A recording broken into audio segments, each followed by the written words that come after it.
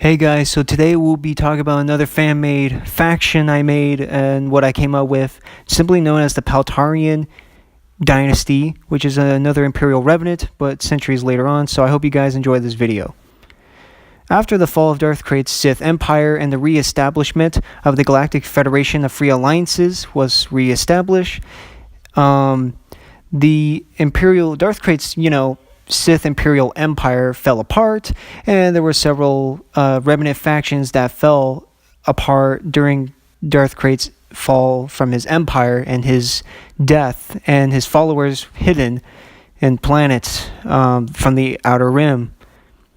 A large force of Imperial forces retreated to the unknown regions and established the Paltarian dynasty, where these Imperials would reform their own technologies from the unknown regions and resources they could find.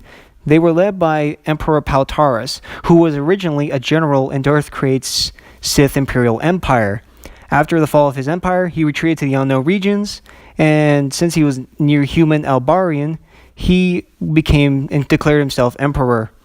He had his own personal bodyguards, simply known as the Albarian Guards, who were seen as great warriors and great fighters who would die for their emperor. He also reformed and reorganized his imperial dynasty and became the most powerful force in the unknown regions. He came into contact and fought conflict with the Gerusian dynasty, another imperial revenant faction that also broke away from Krayt's, Sith Empire. The two factions fought each other for nearly around 138 ABY to 131 ABY until the fall of the Gerusian dynasty, which was accompanied by a Sith cult, which the Paltarian dynasty destroyed.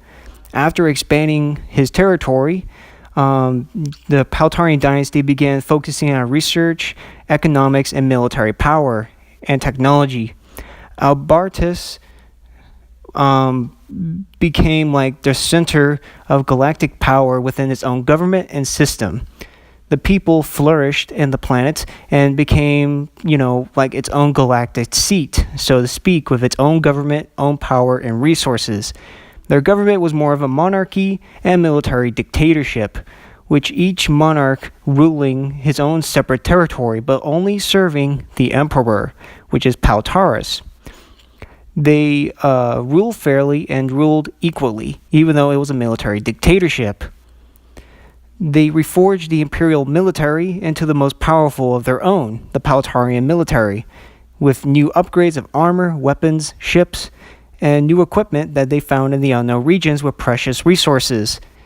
And since they would become in the conflict with both the Galactic Federation Free Alliances and their allies, the Vol'jians, they were set upon military action and fighting on multiple fronts, reforming the imperial military organization under their own leadership, under the leadership of Emperor Paltaris. They fought on major conflicts with the Galactic Federation of Free Alliances and also fighting their allies in the unknown regions, the Vol'jians. The Vol'jians they hated the most. Since the Vol'jians and the Imperials hated each other so much, even after so many centuries of constant warfare and fighting, the people of Albartus grew outraged and feared Vol'jian power and growth. And since the Vol'jians were the new dominant power in the unknown regions after their Chiss allies had been defeated, the Paltarian dynasty decided to declare war upon the Vol'jians to stop their ever growth of expansion, however. And since they were led by Jai Jewel and so many other great military Vol'jian minds, there were so many disastrous defeats by the Paltarian dynasty that later the Paltarian dynasty had to retreat their forces to hold their own. For over several, I would say about 3 years, they managed to hold their own against the Vol'jian aggression, but suffered major casualties in the process, with both sides not sparing the other and taking no prisoners. If so, they were tortured and executed. And this continued on for 3 years, until the end of the war, where they both signed an agreement, where finally this war, came to an end. They signed the agreement, but even though it was an unfair treaty, because the Vol'jians simply demanded that Paltarian forces were to abandon the front lines and make a no man's land. And so they declared peace. And this peace will only last for about 2 years. So after this defeat, however, they decided to instead focus their efforts on other Imperial Revenant factions and the Galactic Federation of Free Alliances, which has been reestablished. They fought on multiple fronts against the Galactic Federation forces and managed to invade their territory, cutting deep into Galactic Federation Alliance territories, taking planets what they can find and leaving it at that. This would be going on for about several years.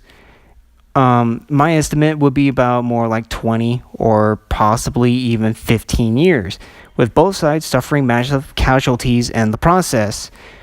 Only after the Galactic Federation Free Alliances and the Paltarian dynasty decided to make peace once again, which will last for about a 20-year peace treaty between the Galactic Alliance and the Paltarian dynasty. The Paltarian dynasty, they wanted to focus more on growth and economic power and technology booming. The Paltarian dynasty would continue to last throughout the ages, basically holding off Vol'jian aggression because they feared Vol'jian growth and fearing that one day the Vol'jians would get so powerful that they could literally invade the galaxy whatever they pleased. This is why they believe in military power and economic, and as well as agriculturally, superpower in the unknown regions. Even though they can't face the Vol'jians head-on, Paltarius, himself, believed that it was necessary to make a frontline border against the Vol'jians and hold their expansion for a time. The Paltarian dynasty would still live on and will still grow, even after the Vol'jians would still launch major military campaigns against them, holding them off, like bouncing back and forth. But that's a story for another day. I hope you guys do enjoy this video. Hit like and subscribe, and I'll see you guys in the next video. Take care.